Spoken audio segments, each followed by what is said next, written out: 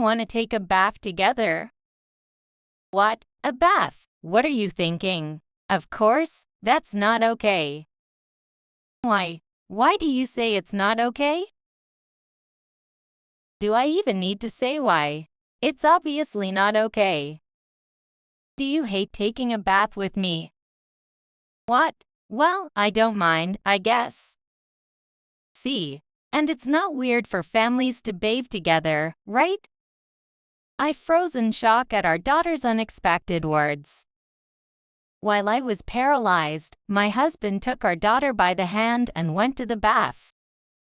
My husband and daughter get along well, and sometimes they even sleep in the same bed.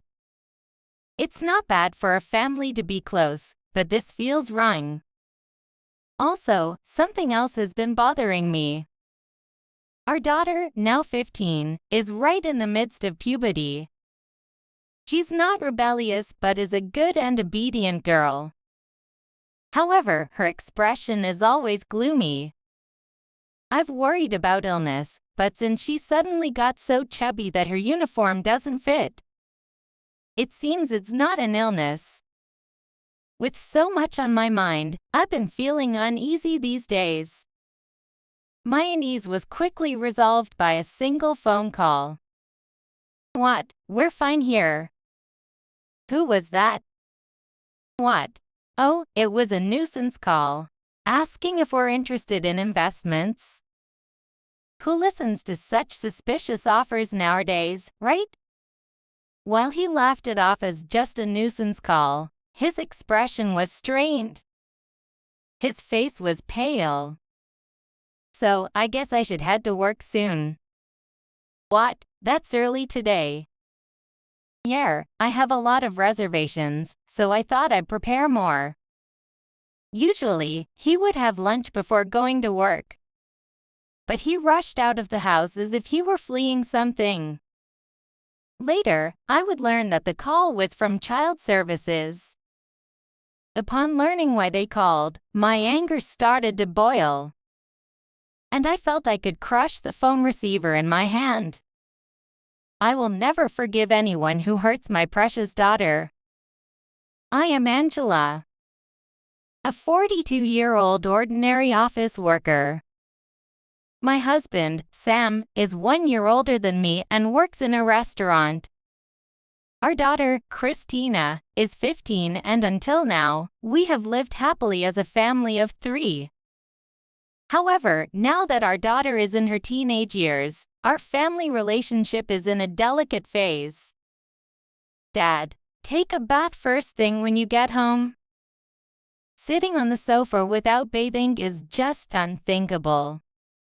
I'm tired. I'll rest a bit and then take a bath. Seriously, that's unbelievable. The sofa will rot.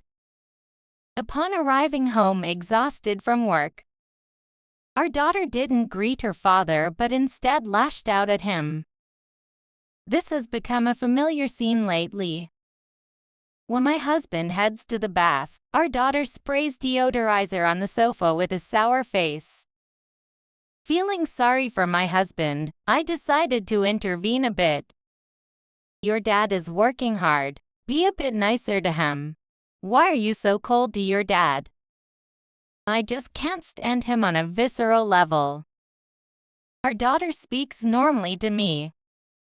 She is only cold towards her father, without any apparent reason. I've experienced it myself. Daughters can unconditionally dislike their fathers sometimes. I feel sorry for all the fathers with daughters out there. But it's not that there are no fathers who get along with their daughters.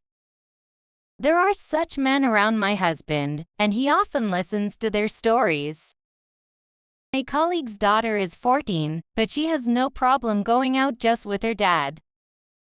If it were us, it would just be a flat no. There's no easy solution to this. Maybe just avoid being hated too much and wait for puberty to pass. No, apparently it's not like that. My colleague mentioned some specific points he's conscious of to get along with his daughter. I'm thinking of trying them out. My husband looked confident. Having seen a successful example, he believes he can do it. I think it's not that simple, but if it helps him get closer to our daughter, that's for the best. I decided to watch and see what he would do. First, he tackled his clothing. His work clothes consist of denim and a black shirt, and he wears a bandana and an apron at work. Unlike coveralls or suits, my husband's work clothes are similar to casual wear denim, and a black shirt, making it comfortable to wear even on his days off. However, realizing this was inappropriate, he stopped wearing his work clothes outside of work and began buying regular clothes. Additionally, working in a restaurant means he inevitably ends up smelling like food at the end of the day.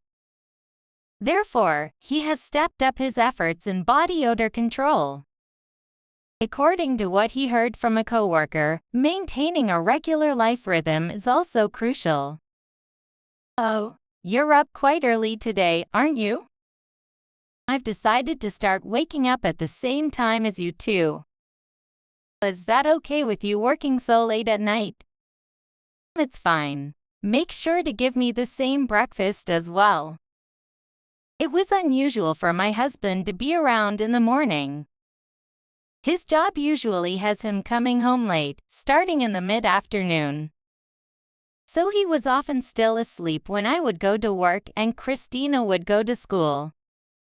However, this situation seemed to reduce communication with the family, possibly giving Christina the impression that he was always sleeping in. Therefore, he started waking up early to have breakfast with us. He has made various other efforts as well. Despite his best efforts, I hope that my husband might be able to get along with our daughter. Gross. Reality is harsh. Our daughter dismisses her father's efforts to bond with her as creepy and heads off to school. I worried that this might have broken his spirit. Is this still not good enough? What else can I do? Maybe I should listen again. He mutters as if he's talking to a slice of bread. Yet, his spirit seems unbroken. Seeing my husband's earnest efforts, I decide not just to watch but to help. Indeed, it's best for parents and children to get along well. Let's try a little harder. I'll help you. Here, thanks. I'll do my best to be a good parent and child. My husband, energized, bites into the bread that he had been talking to as if it were his confidant. At that moment, I had no idea that his efforts and determination would soon take such an unbelievable turn. We, as a couple, decided to execute a plan to improve our daughter's fondness for her father. The first thing I did was to get along better with my husband. It seems that children can improve their dislike for their fathers by seeing their mothers get along with them. Honey, I'll prepare some drinks for your evening relaxation, so go take a bath first. Okay, I always feel bad about this. What are you talking about? You always come back from work late and tired, so this is the least I can do. Our daughter watches our conversation in the kitchen from the living room. As my husband heads to the bath, our daughter looks at me as if she wants to say something. What? What's up? You've been really nice to Dad lately. Did something happen? It's just as usual. Maybe you just haven't seen us talking because you've been avoiding Dad. I see. This seems to be effective. Although our daughter used to avoid even being near her father, she has started observing his actions. Also, I gather information about her surroundings to help her when she and her father do talk. By the way, I heard there's a kid in your grade who got caught shoplifting. Do you know them? Well, they're in the same grade, so I know them. but we've never been in the same class, and I barely talk to them. I see. Just make sure you don't do something like that. I would never do that. I know. Just saying it just in case. If the shoplifting kid had been a close friend, it would have been a sensitive topic that needed careful discussion. But that doesn't seem necessary. I'll tell my husband about it later. My husband and I continue our diligent efforts cooperatively. Thanks to our efforts, the relationship between my husband and daughter improved. Are you going to watch TV? Wait a sec, I'll move from the kitchen chair. It's okay, you can sit on the sofa with me. Really? Is that okay? Of course, it's okay. Besides, it's troublesome to move the drinks and snacks, right? Oh, do we have any drinks? Should I get some from the fridge? Our daughter talks to her father with a smile. Moreover, she's going to the fridge in the living room to get drinks for her father. I never thought such a miracle would happen. While I am happy, I am also curious about why our daughter changed so suddenly. Perhaps puberty is a time when emotions can shift quickly, and our efforts may have drastically influenced her feelings. I'd rather keep thinking that way, as it feels better. The two are sitting on the sofa watching TV, and my husband occasionally glances over at me in the kitchen with a smug expression.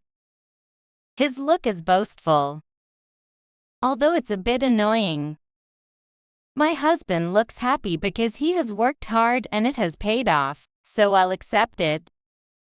I thought this meant we could now live happily as a family of 3 again. But soon a strange phenomenon began. Christina, I bought some cream puffs from the store. We'll eat them together, right? Yeah, I'll eat. Our daughter no longer avoids her husband. However, her bright expression from before is gone. What's wrong? Are you feeling ill? Not really. It's just that eating cream puffs at night might make me gain weight. So I'll save it for tomorrow. I see. I'll put them in the fridge then. Yeah, thank you. Our daughter retreated to her room.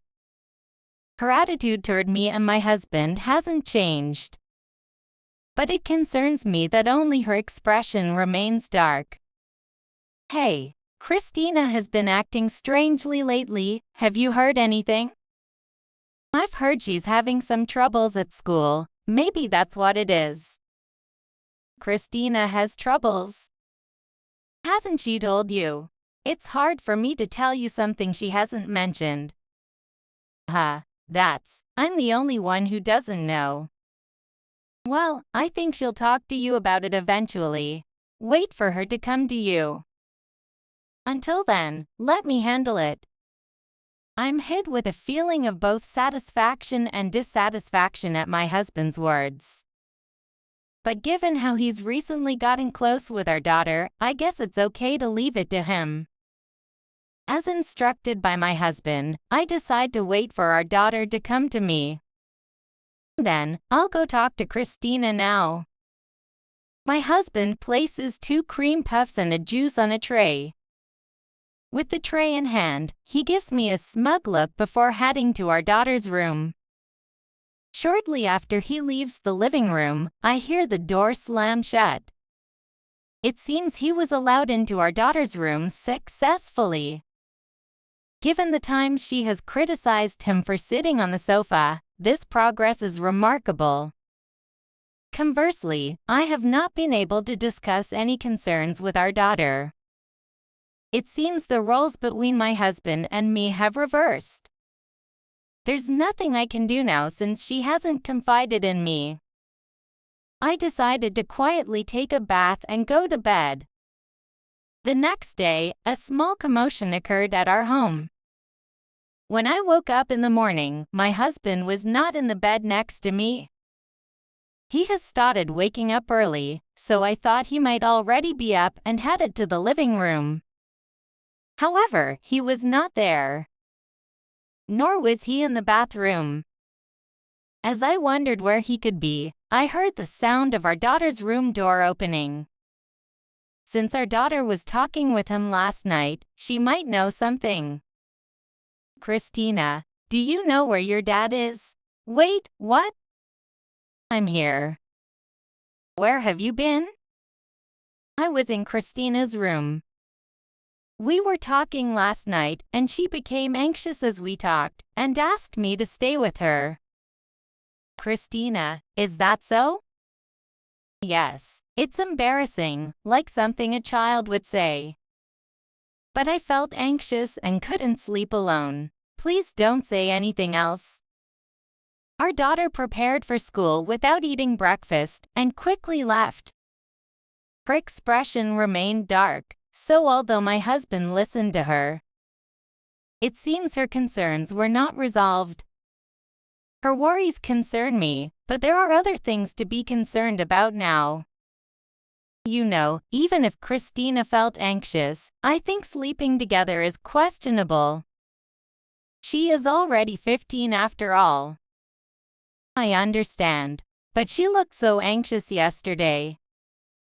And when she asked me with tears in her eyes to stay, I couldn't refuse. And, did that resolve her concerns? No, not yet. So, she might not be able to sleep alone sometimes. Are you planning to sleep together whenever she asks? Do you expect me to leave Christina alone when she's seeking help because she's anxious? All right. If you say it's necessary to sleep together, I'll concede 100 steps. But can you sleep in our bedroom instead of Christina's? Okay. I think I'm worrying unnecessarily.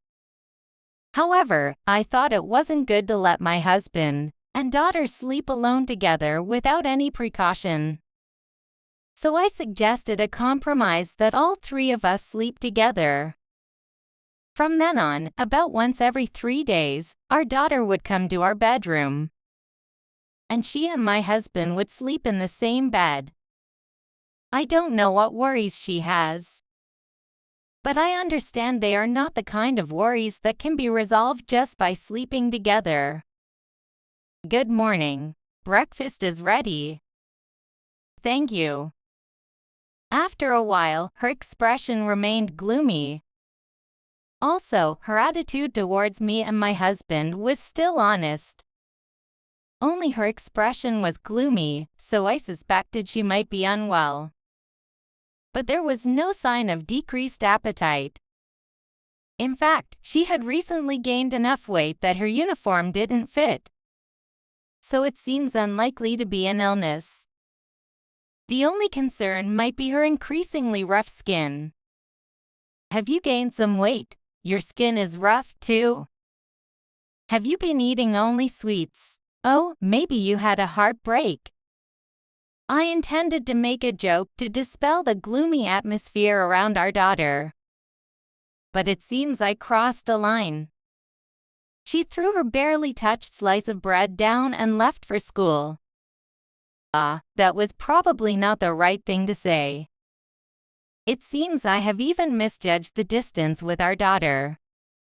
I muttered to the slice of bread like my husband once did, fully realizing that our roles had completely reversed. Then, as if to add insult to injury, my husband suggested something unbelievable.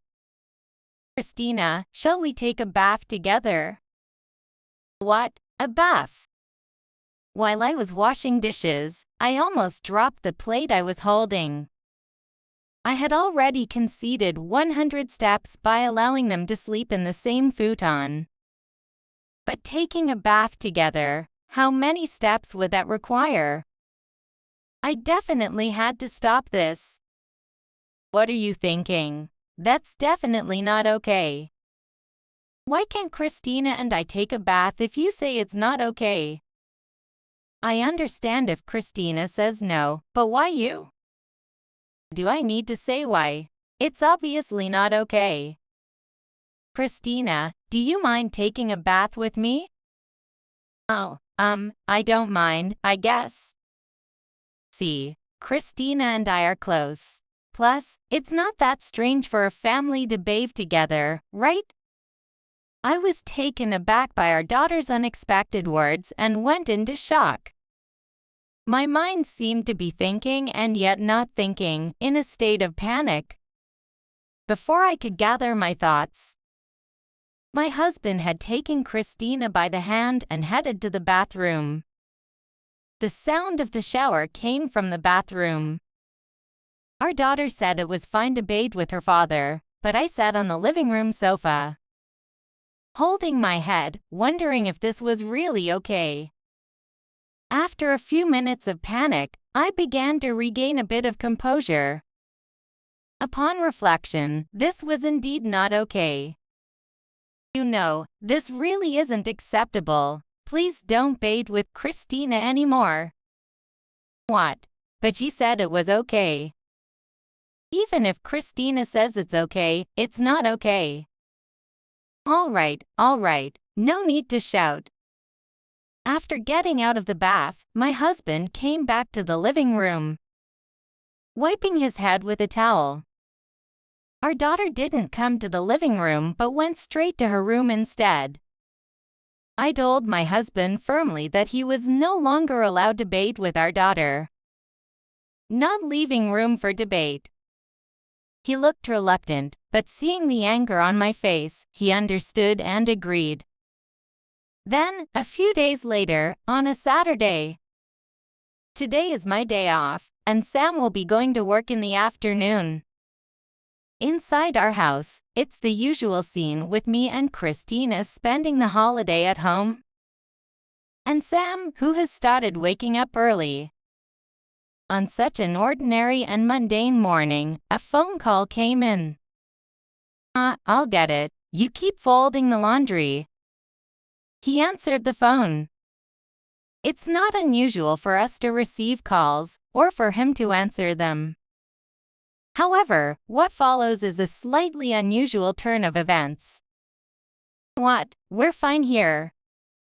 He raised his voice a bit and quickly hung up. The house was quiet, so his loud voice startled me, and I flinched slightly. Who was that?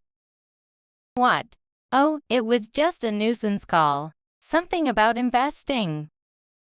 Who listens to such suspicious offers nowadays, right?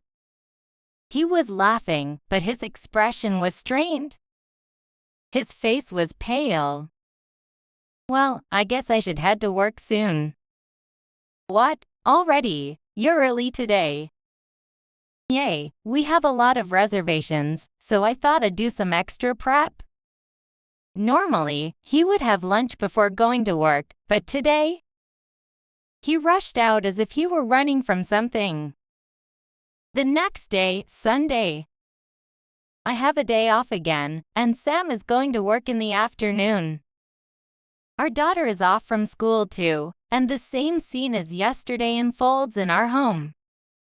Again, around the same time as yesterday, the phone rang. So, we're fine, okay. Please stop calling. He shouted into the phone and hung up quickly. The house was quiet, so his loud voice startled me, and I accidentally dropped the laundry I was folding. Who was that? The same place as yesterday. Another nuisance call. His complexion was worse than yesterday. It was as pale as could be. I was clearly worried about him. You look pale. Are you okay? Was it really just a nuisance call? I said it was. I told them not to call again, so it's fine. Again, he rushed out of the house as if running from our conversation. If it really was just a nuisance call, merely shouting to stop calling wouldn't be enough. I suspected the phone would ring again.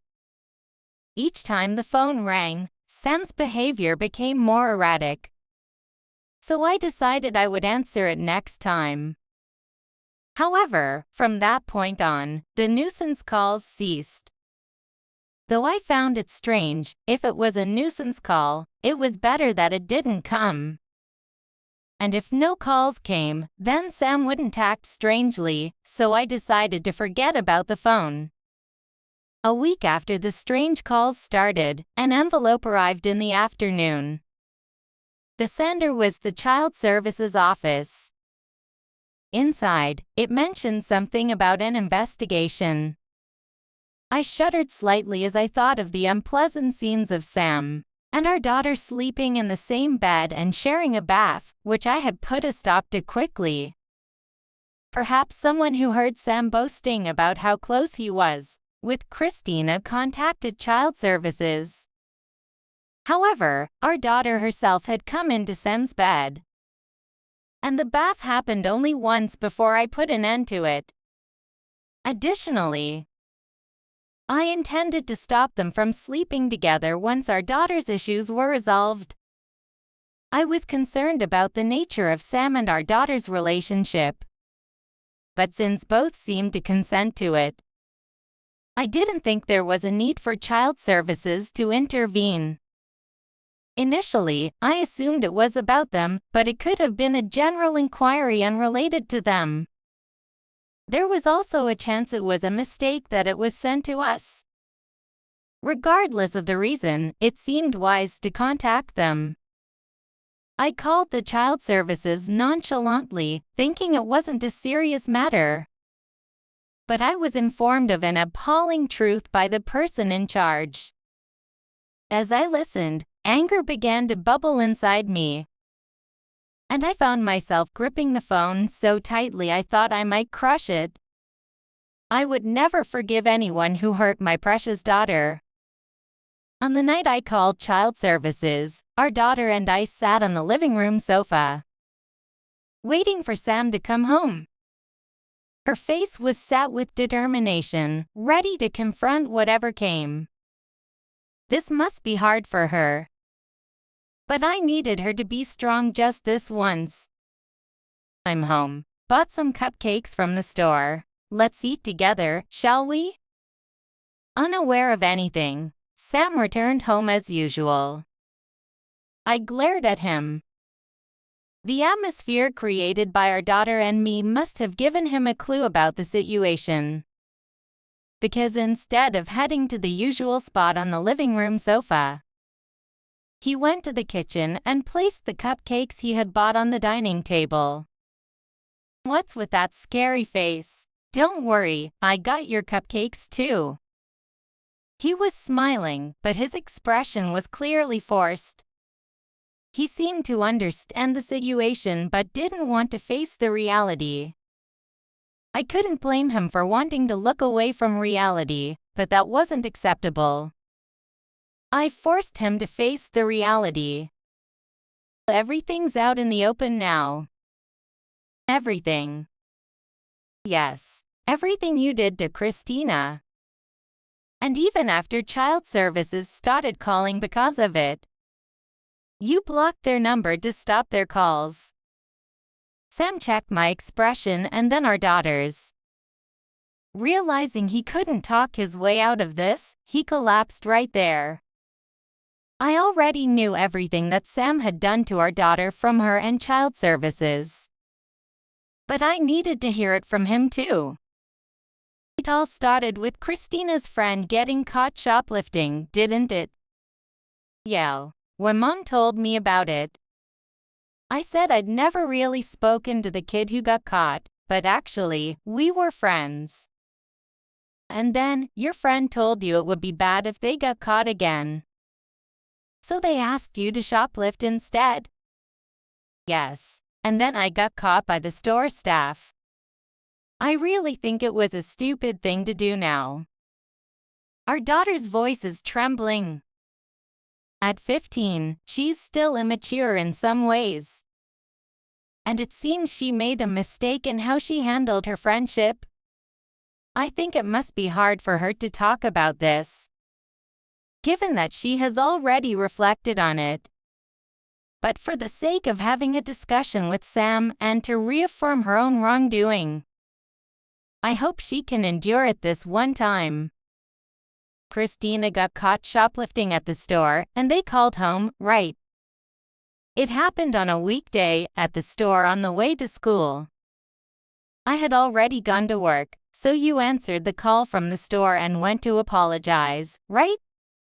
Yo, that's right. I went to the store, apologized, and asked them not to contact the police or the school. Then, the store people somehow agreed to forgive. That part is fine, but the problem starts from there, doesn't it? Can you explain it yourself? I wanted Christina to think well of me, so I decided to keep the shoplifting a secret from you too. It became our little secret, and we acted as if the shoplifting never happened. And then, Christina started to thank you and treated you with a smile. Hearing the truth from my husband's mouth, my head starts to hurt. I'm not particularly confident in my parenting, but I understand that what my husband did is something you should never do when raising a child. However, our daughter is also very much at fault for what has happened so far. But from here on, I think the blame lies entirely with my husband. You got carried away because Christina started treating you with a smile, didn't you? Now, say with your own mouth what you did to Christina. I told her, if she didn't listen to me, I would tell you and the school about the shoplifting. So you blackmailed your own daughter to sleep with you and take baths together. I can't believe it. Christina's expression darkens as she recalls sharing a bed and taking a bath with her father. It's the same expression I've seen on her face recently. Our daughter couldn't defy her father because he had something over her, and she became compliant. What appeared to be a close relationship between father and daughter was a facade, and she was actually feeling great stress. Also, the stress had physical effects on her. Do you understand how much Christina has suffered? She has developed polycystic ovary syndrome. What? That's a disease? Yes. Christina developed the illness because of the severe stress you caused her. But it doesn't look like it. Sam is shocked to hear that our daughter is sick, but he is the cause. I want him to feel fully responsible, though I don't want his concern. Like my husband, I initially didn't believe that our daughter was sick. We thought she wasn't ill because of her sudden weight gain. Our daughter had suddenly gained enough weight that her uniform didn't fit anymore. But it wasn't because she was overeating. Polycystic ovary syndrome, PCOS, appears to be a condition where the follicles meant to protect the eggs stop growing midway, leaving numerous small follicles in the ovaries. It's said to occur due to hormonal imbalances. And it seems Christina developed this disease due to the immense stress she received from Sam, which disrupted her hormonal balance. The primary symptoms of this disease are irregular menstrual cycles and infertility. But it also seems to make one prone to gaining weight and having skin issues. When did you go to the hospital? Today. I called because we received a letter from Child Services. Probably there have been similar cases. When I discussed Christina's condition, the person in charge suggested that it would be good to have her checked at a hospital. That's right, Child Services.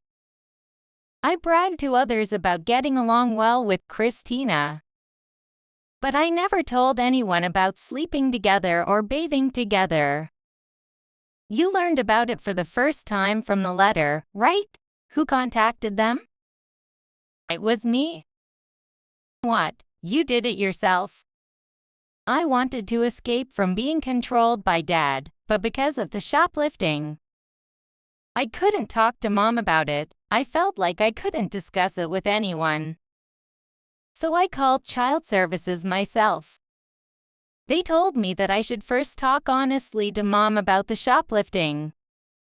But I couldn't bring myself to say it. Christina couldn't say it herself. So it seems she arranged for someone from child services to speak for her. That's why they were calling on the weekends when I was home.